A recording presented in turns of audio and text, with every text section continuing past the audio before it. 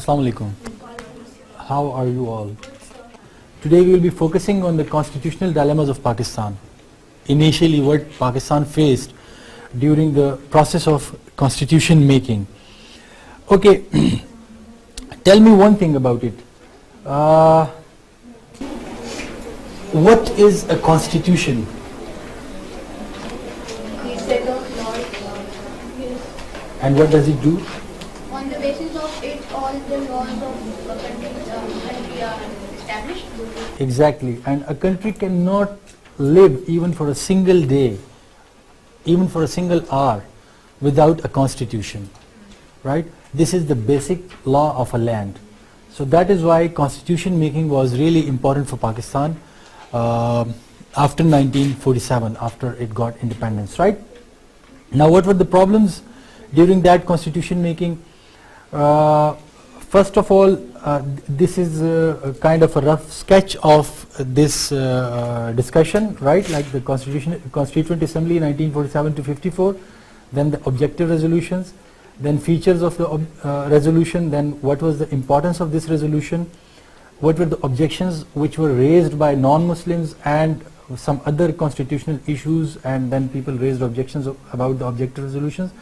Then what was the basic principle committees and what were its reports, right?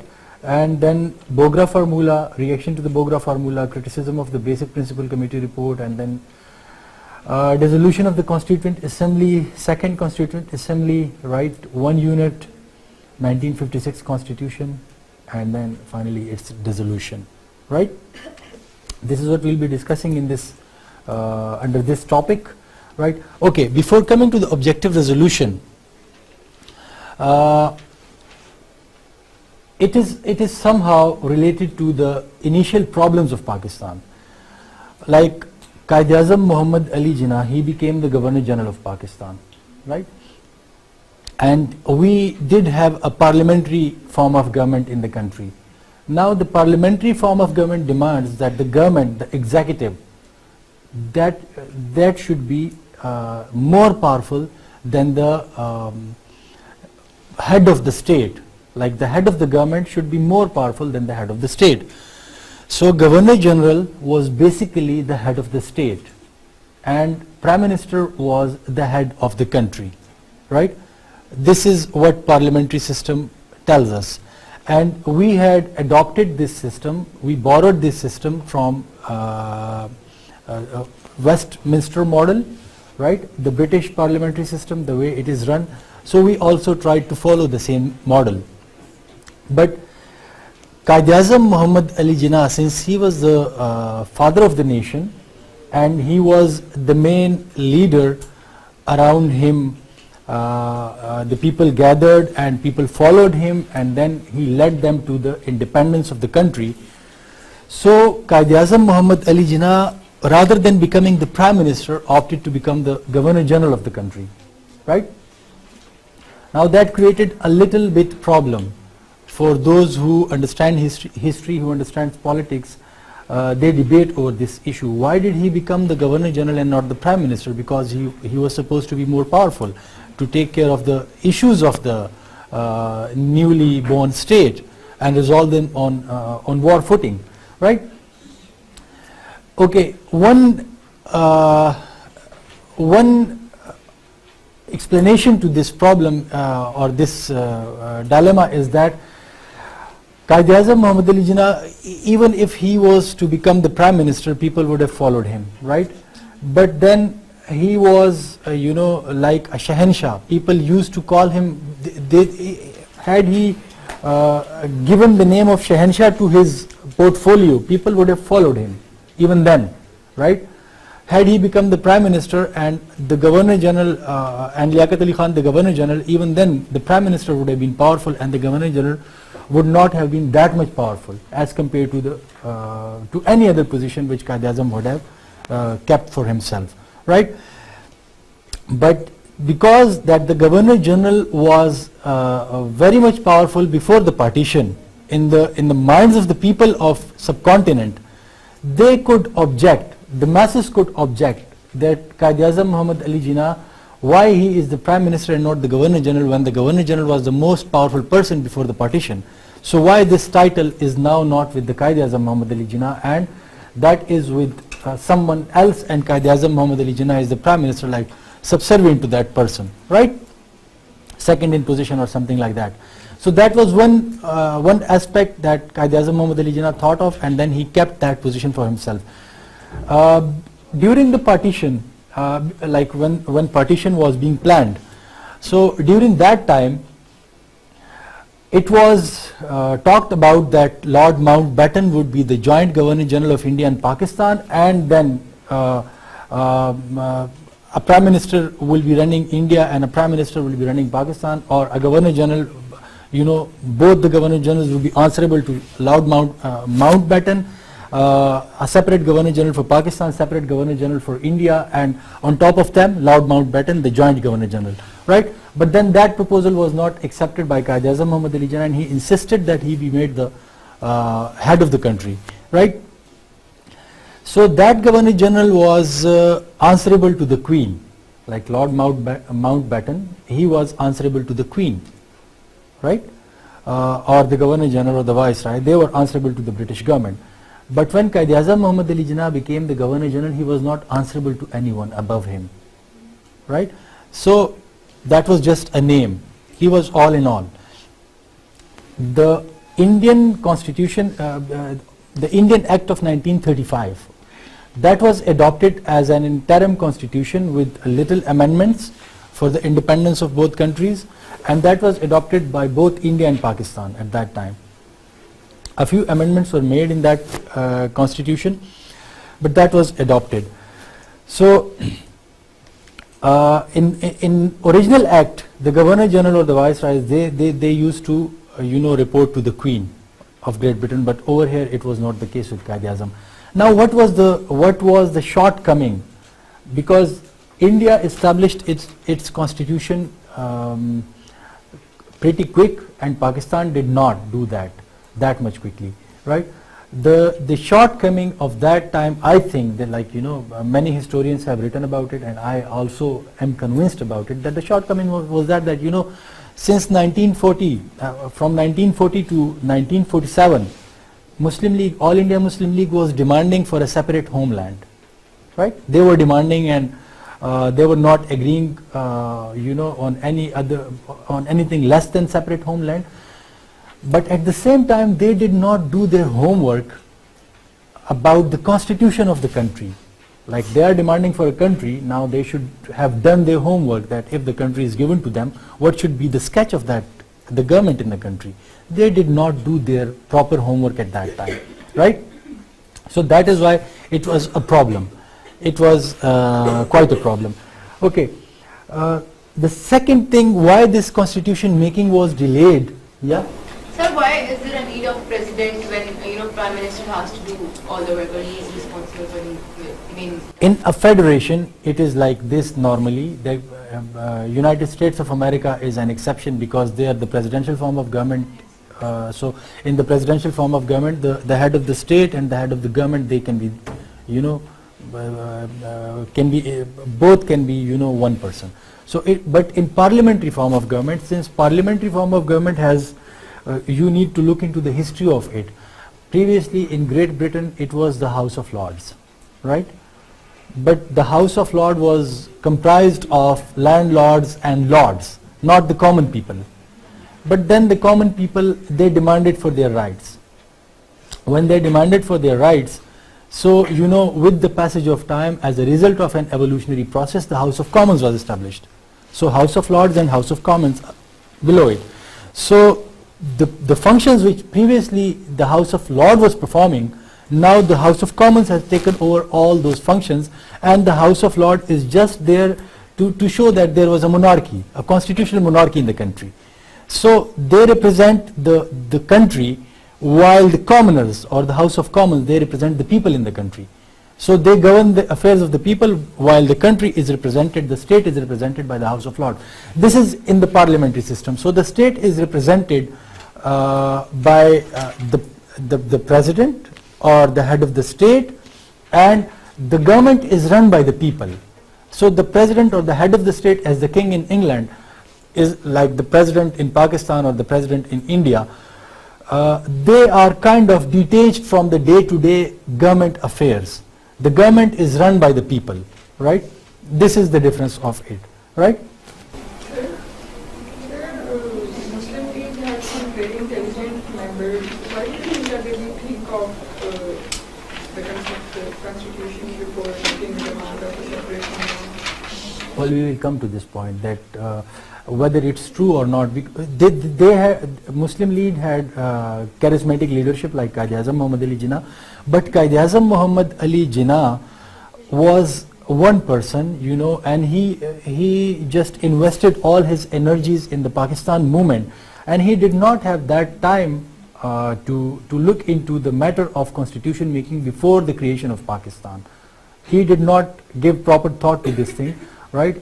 He was focused on getting independence and then looking after the affairs of the newly made independent state, right?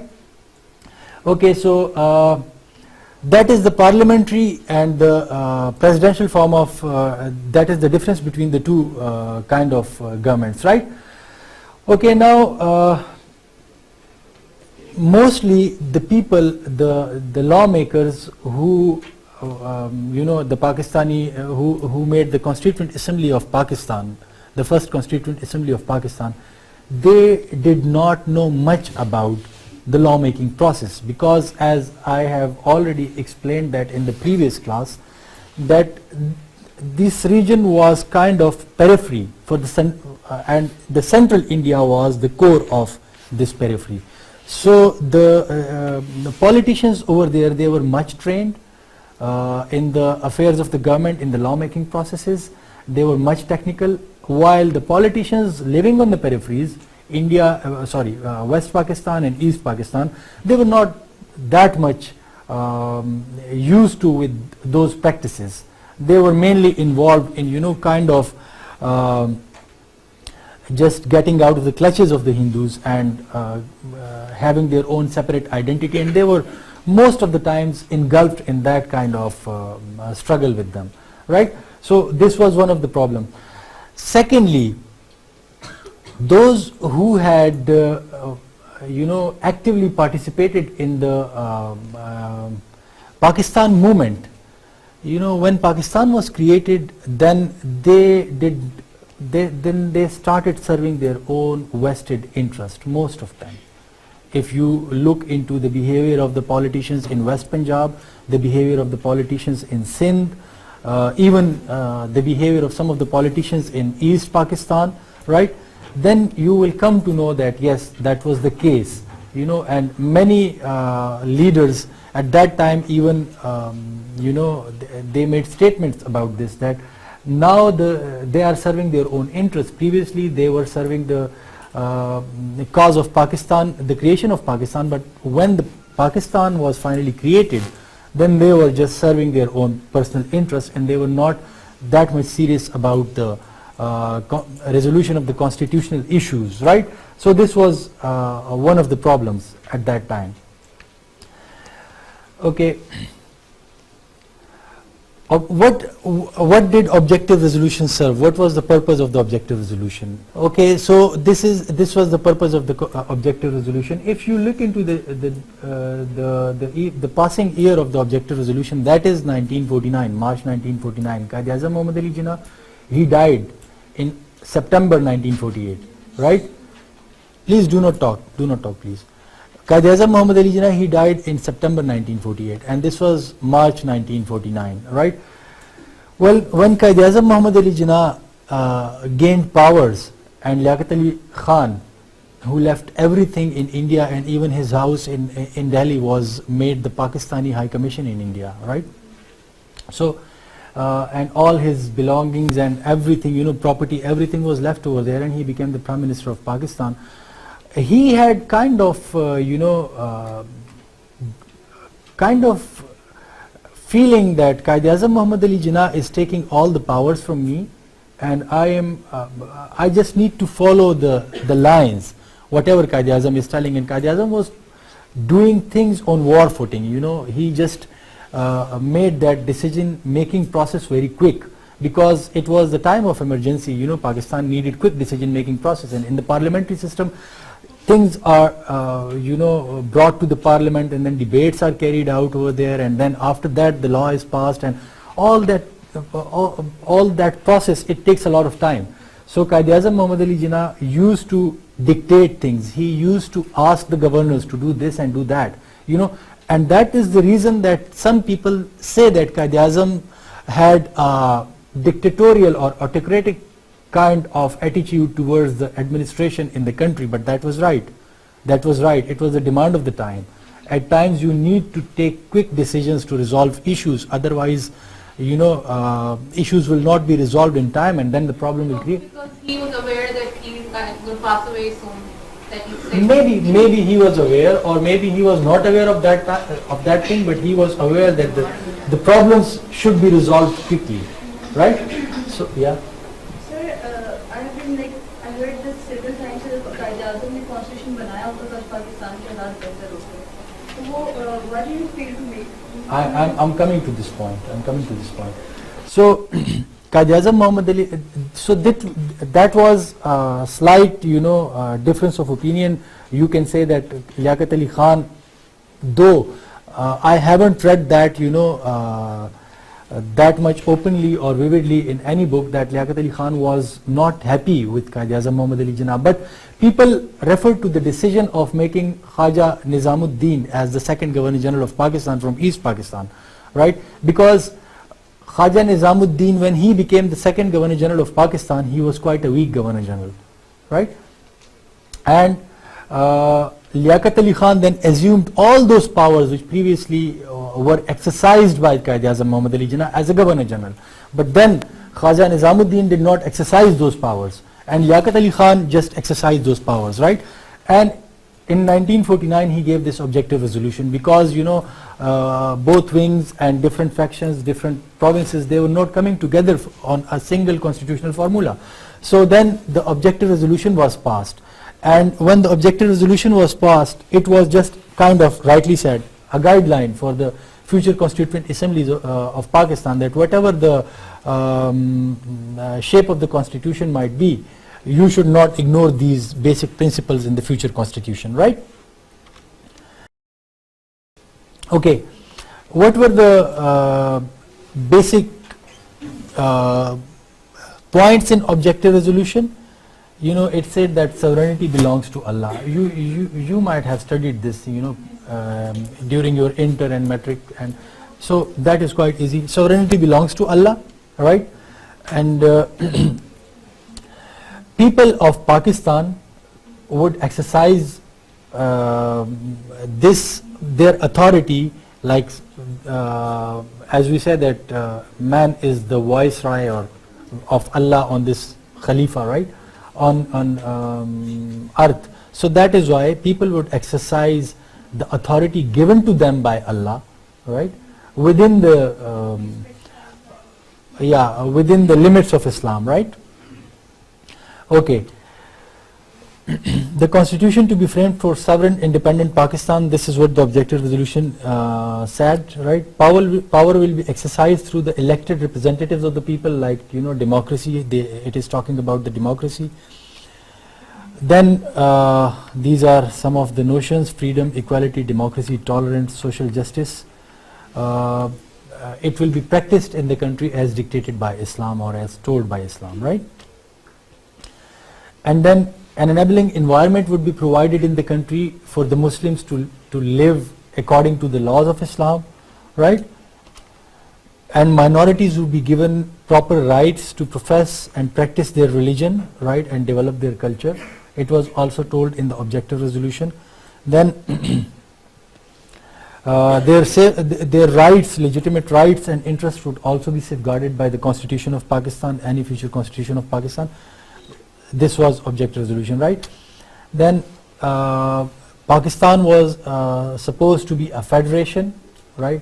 I have already explained the concept of a federation, right? How many of you know about a federation? What is a federation? In which The Prime Minister has all the powers and Yes, what is a federation?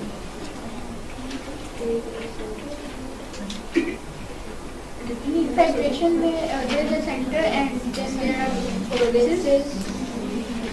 Sir, separate states को जो powers given होते हैं governors और provincial governments जो Provinces, units, right? को जो उनकी powers दी जाती हैं, जैसे इमरान खान की power है In which छोटी states को जो powers मिलती हैं वो वाली government को self governing states होते हैं जो where different Exactly. units come together to make different decisions. Yeah, when different units come together and they just give up some of their sovereignty to a central power, that makes them a federation, right? Yeah.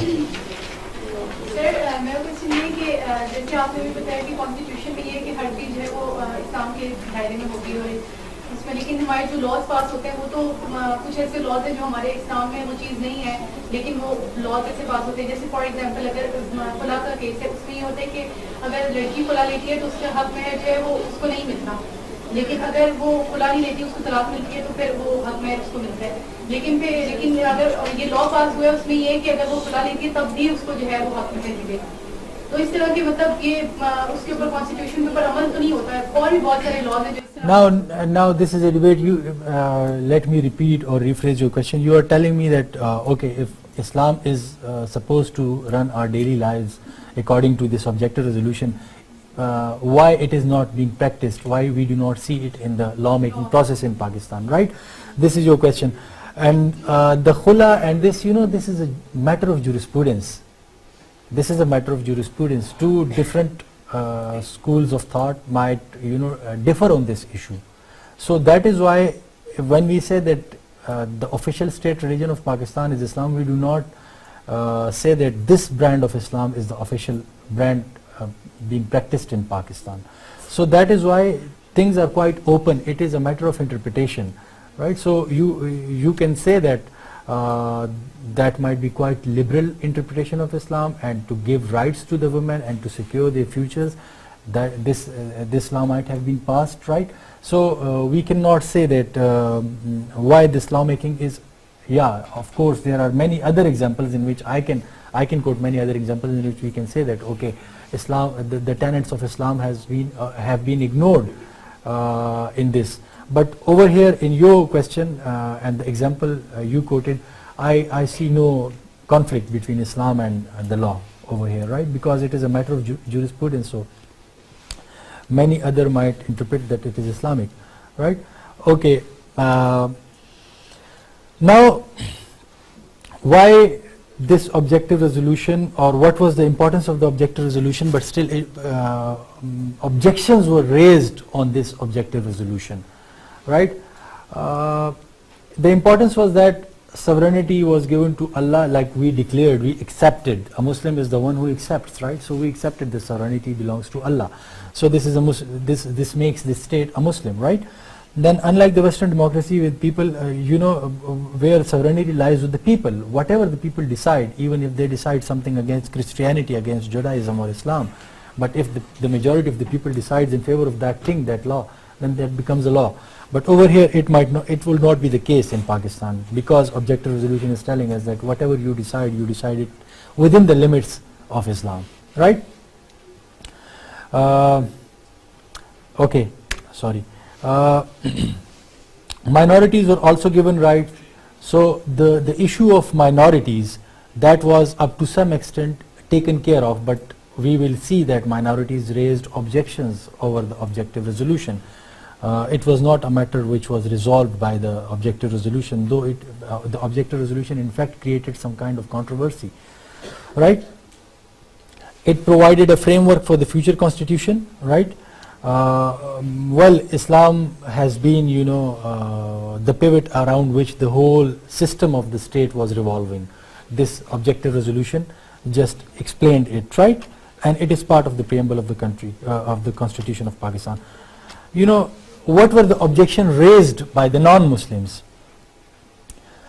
the main thing which the government, the non-Muslims did was that religion should not be mixed with politics.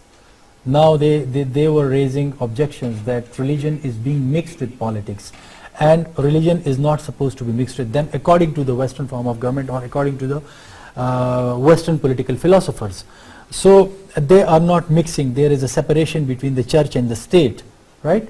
But over here this separation was nowhere seen, and the church and the state, or the mosque or the state, or the religion and the state, they were combined in the objective resolution, right?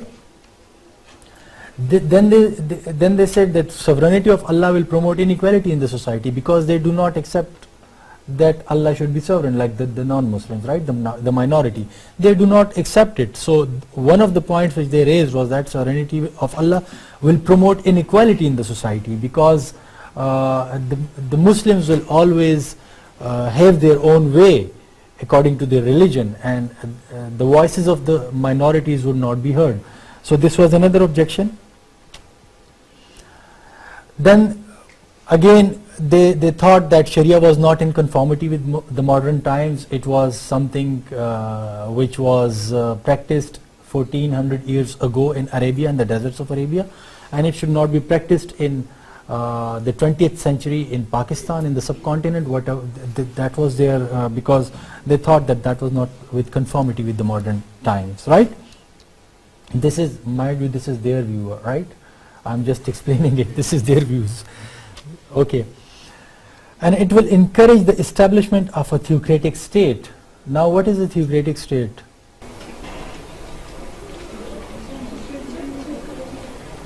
Which is headed by a single person, or like a king, or by a religious leader. No. Oh yeah, which is okay. Give me the example of a theocracy in the. Saudi Arabia. What? Saudi Arabia. Saudi Arabia. They're Or yeah, Saudi Arabia, and I think the example of theocracy is the Vatican City, right? Where the Pope is, you know, the ultimate in charge of things, and then Sir, Iran is up to some it is close to kind of, you know, Sharia state, not that strictly theocratic state, because people are still given some kind of choices to select or elect their rulers. Again, Afghanistan is close to that. Afghanistan under Taliban, it was close to that. Yeah, exactly. Theocracy is a state where all of the affairs of the state, they are run by the religion, right? Everything from A to Z is run by the religion. But still the traits of modern polity are visible over there in Iran. There are many things in Saudi Arabia which are not determined by religion, right? So the one example which I gave you, the Vatican State, the Vatican City, that is the perfect example of theocracy, right? Yeah, but you know, not like that of Vatican City.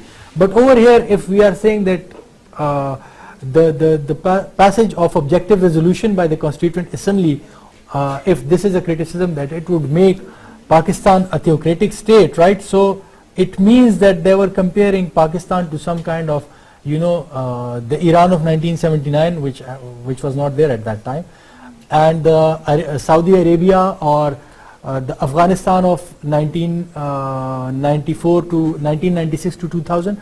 So they were kind of, you know, comparing it with these kind of theocratic state. But currently, when I give you the example of a theocratic state, I will just give you the example of Vatican City, right? Yes. theocratic और शरीयत state में क्या difference है? You know, in Sharia, the law of the state is Sharia, but still state does a lot of things, you know, like, you know, the law of the state is Sharia in Saudi Arabia, but the ruler of the country is not supposed to be, you know, a cleric. It is a normal person. He has just a group of clerics deciding things for him, you know, giving verdicts. But in in a theocratic state like the Vatican City, Pope, he is ruling that state, and he is the highest religious authority in Christianity as well, right? So he is ruling a country, and then he is a religious leader as well. While in a Sharia state, the qualification for a ruler might not be, it might be run by Sharia, but then there would be a council of ulama which would be assisting another person who does not understand the intricate matters of religion, and then they would be assisting him. This is my interpretation, right? You can declare it. Centrally adjust. Who is talking? Now it depends. It depends. This is social sciences, and you can, if the person is good, if the person is following, all of the, if the person is not interpreting religion, the way that his personal interest or the interests of the groups which are close to him are served, and the interest of the whole community is served, then that is fine. If that person is not doing it, then that is not good for the country. Sir जो terrorist organisation से वो भी तो ऐसे ही state जाते हैं ना? But again, it is a matter of their interpretation. Like, do you agree with the ideology of a terrorist organization? Though they are apparently they are following Islam. Do you agree with them? No. The majority of the Muslims, they do not agree with them. So again, this is a matter of interpretation, right? There are a lot of secular states, and they have become problem for the humanity, right? There were a lot of secular states, and they were problem for humanity. So you cannot say that whether a Sharia state, a theocratic state, or a secular state is good or bad. It is the people who run the state, right? They are good or bad, and they might, like India is a secular state, but right now the people who are running that secular state, they are not secular minded. They have their tilt of mind towards Hinduism, and that is why problems are there in India, right? So it is purely up to the people who run the country. But yes, when you keep some checks in the constitution, then it becomes quite difficult for the people to interpret things in or to mold things in their favor. So And sir, in a theocratic state, when the Pope says, whatever decision he makes, it's the final word, right? You can't oppose whatever he says. मतलब कि theocratic state में ये state जो है एक शख्स की नजरीन कर सकता है जो constitution बनाएगा country वही माने. Yes, you can say that, but you need to look into the history of it. Why this Vatican City was made a proper domain of the Pope and the Church? Because in Italy, the idea of secularism, or the idea between of the separation between the state and the religion, that idea was coined in Italy by Niccolo Machiavelli, right? So when he coined this idea in his famous book, rather infamous book, The Prince, right?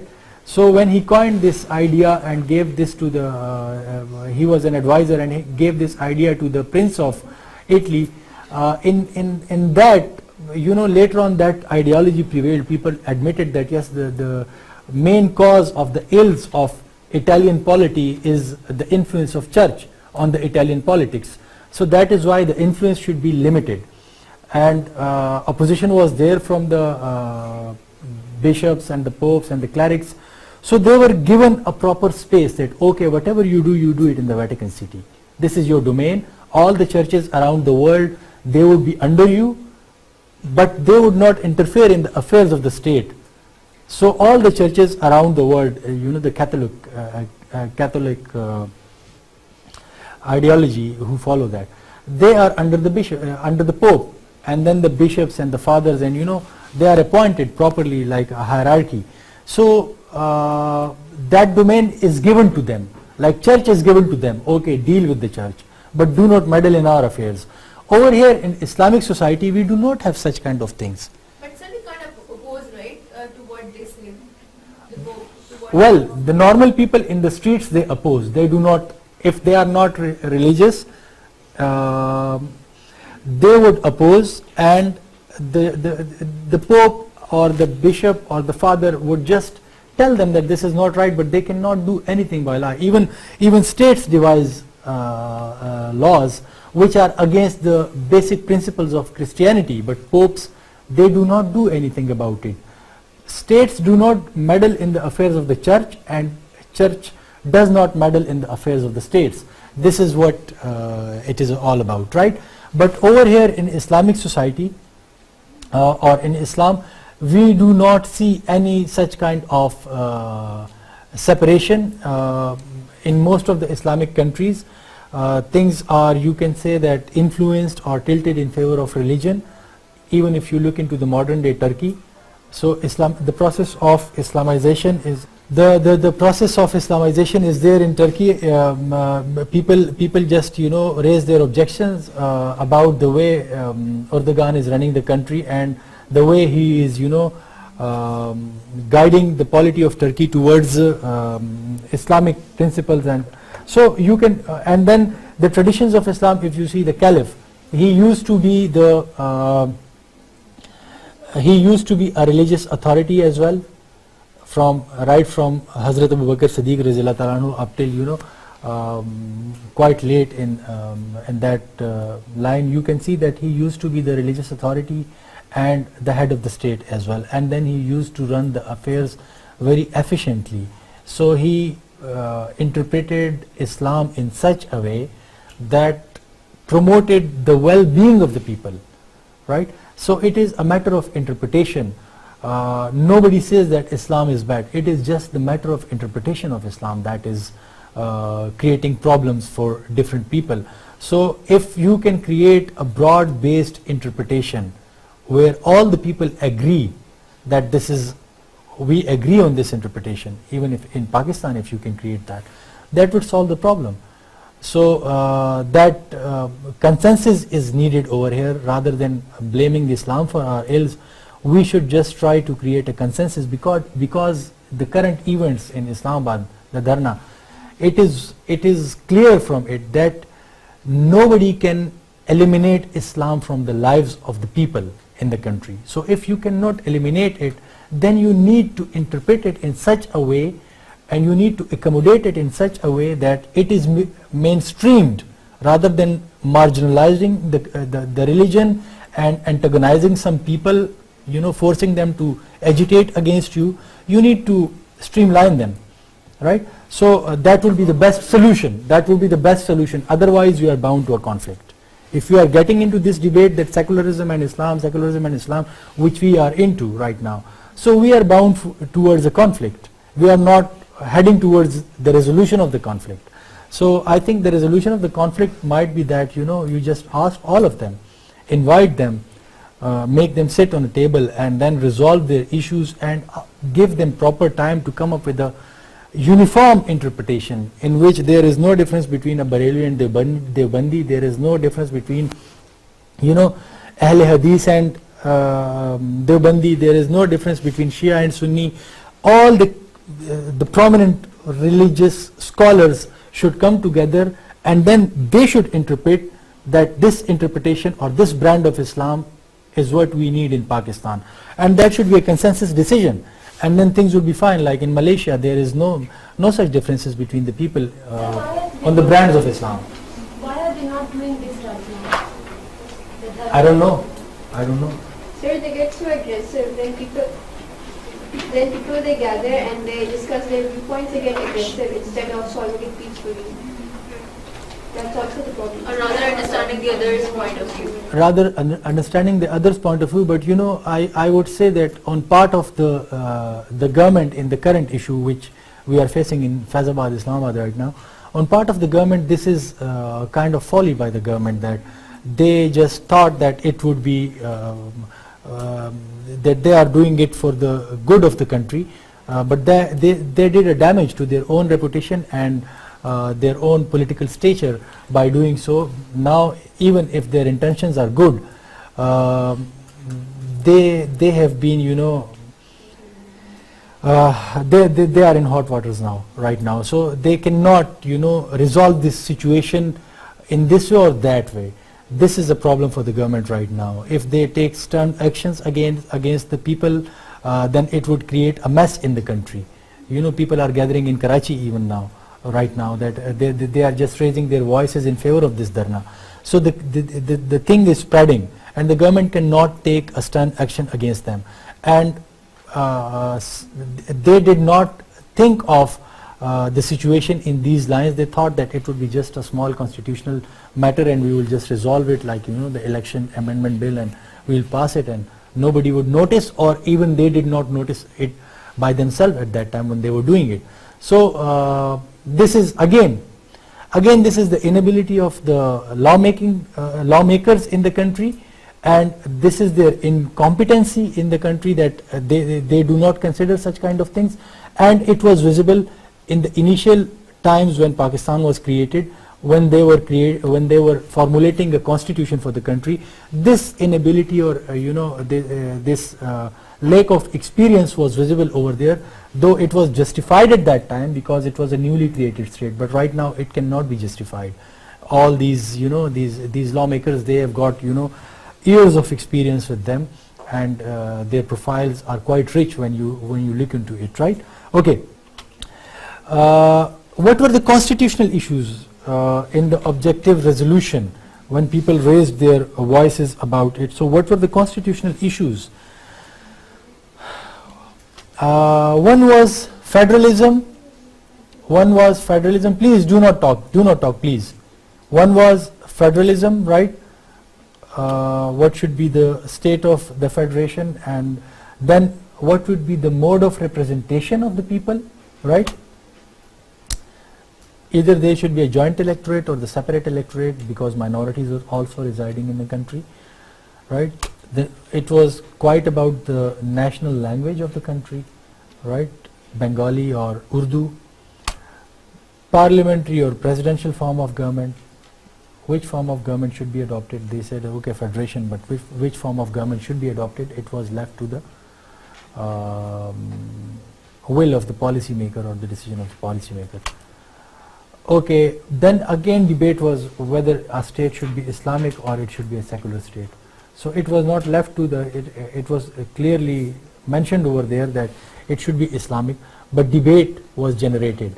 People were of the opinion that it should not be an Islamic state. Okay, you just created a separate homeland for yourself. You told that your lives were not safe, your way of life was not protected in India. Now you have created another state for yourself. So what is the need of telling Islam time and again in your documents? Everybody living over here, majority of them, they are Muslim and they can live according to their own religion. Nobody is forcing them not to live according to their religion. So why you are telling that it should be an Islamic state? It should be a secular. This was a debate, right? This was a debate generated as a result of the objective resolution. Okay.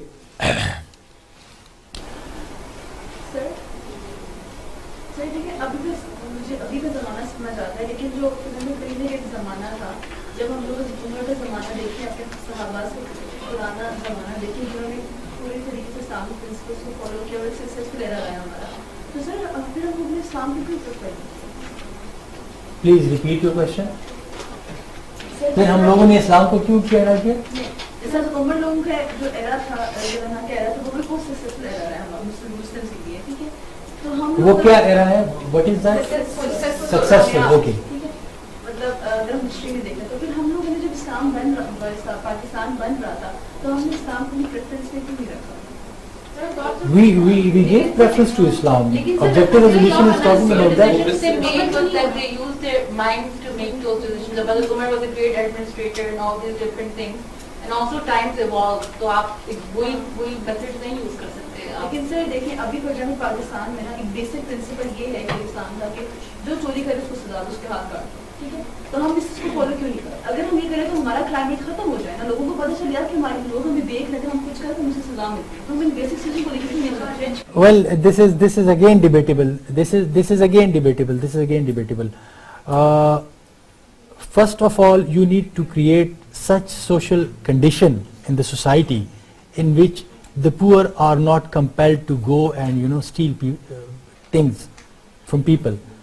When that situation is there in the country, then Islam says that okay, even then if somebody goes and steal something, you should implement that strict punishment for theft.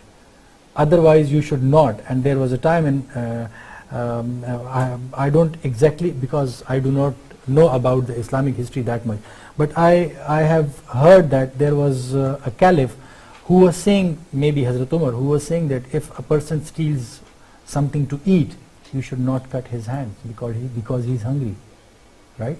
And state could not feed him, so you should not cut his hands. So that is a matter of interpretation. You need to create such conditions in the society where people do not need to go and steal things. Like just for example, this might be a bit irrelevant example, but just look into the affairs in the Middle East and in the Western countries, the developed countries. People don't even lock their cars, right? Because everybody is, in Urdu we say raja hua hai, right? So nobody needs to steal something from anybody else. And if this is the case in the society, and if someone steals after that, then he deserves a strict punishment. But if this is not the case in the society and poverty prevails at large in the society, then how can you, every other person in the country, that person will be imputed, right? Another interpretation for this is that if you just give this strict punishment to one person, nobody will then dare to steal something. But we see in Saudi Arabia that beheading is the punishment for smuggling narcotics to Saudi Arabia, and every Friday you see 1, 2 or 3 or 4 people, they are beheaded. So people do not stop, they just smuggle it into Saudi Arabia. So that strict punishment, again, it does not deter people the way it is supposed to do, right? And that is a public beheading.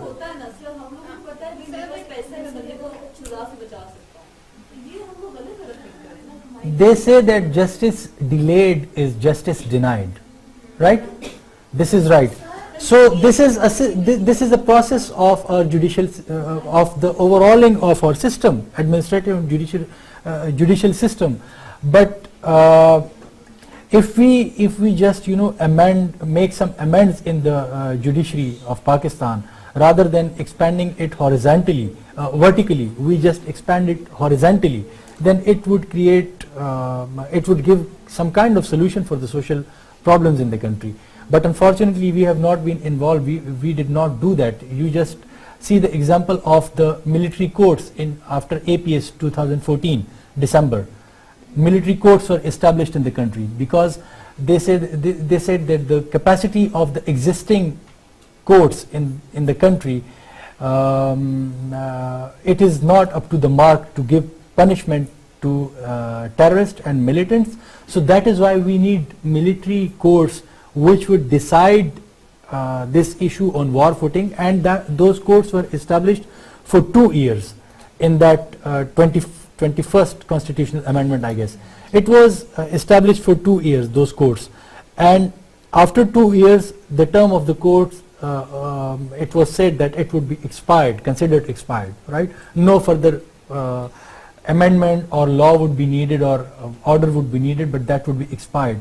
What did we do in those 2 years? The purpose of giving that authority to military courts was that to establish or to capacitate the existing judicial system in the country within those 2 years to serve the purpose after those 2 years. But what did we do with them? In December 2016, those 2 years, they were finished. That term was expired. Again, it was renewed. We did not capacitate the judicial system in the country. We are not willing to do it. So if we are not willing to do it, then we cannot do, even if the Islamic system is implemented, like strict Sharia and Qazi, and if that system is implemented, that should be run through a proper mechanism, because we are almost 200 million people, right, living in this country. So things cannot be run the way they were run previously during the time of Khulafai Rashidin.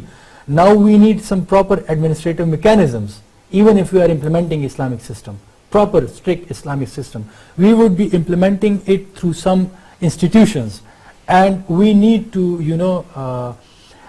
give some vigor to those institutions, and we need to put some, stress on them and devise them in such a way that the purpose is served. Otherwise, it will be the same kind of situation that Qazi would be corrupt, he would be taking bribes, and the system would be the same. So we cannot say that, okay. Sir और दूसरा वो ज़माना भी और था जब लोगों को सजाएं दी जाती थी तो उसका इम्पैक्ट बाकी अवाम पे भी होता है। अब हम लोग ये मिथ बना है कि सऊदी अरब में क्राइम रेट नहीं है या फिर वहाँ पे लोगों को सजाएं दी जाती हैं तो वहाँ पे लोग चोरी नहीं करते। सर वहाँ के इस्लामी एरियाज में बिल्कुल पाकिस्तान की तरह ही चोरियाँ भी होती हैं, वहाँ पे कत्ल भी होते हैं और ये स्मगलिंग वगैरह भी होती है, लेकिन वो अलग बात है कि वो इतना highlight.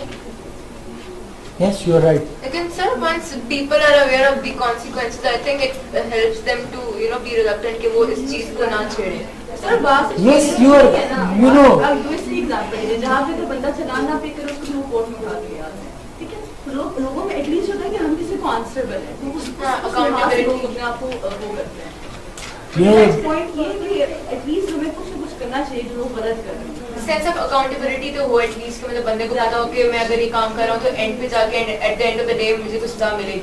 Well, my point is that all these things are still present in the existing constitutional and political mechanisms or constitution of Pakistan, but the implementation of these things, it is a problem for the country. Even if you implement strict Islamic system in the country, right, unless and until you implement it strictly, strict laws cannot serve the problem. It will not serve the purpose, right? So strict laws is not the solution. Strict implementation is the solution, right? Make quite mild laws, but strictly implement it. Then that will serve the purpose. Otherwise, there will be laws, very good laws on paper, but on ground situation will be quite different, right? Okay, should we call it a day? Yes, yes. Okay. Okay, thank you very much. We will continue this discussion in our next class, inshallah. Thank you.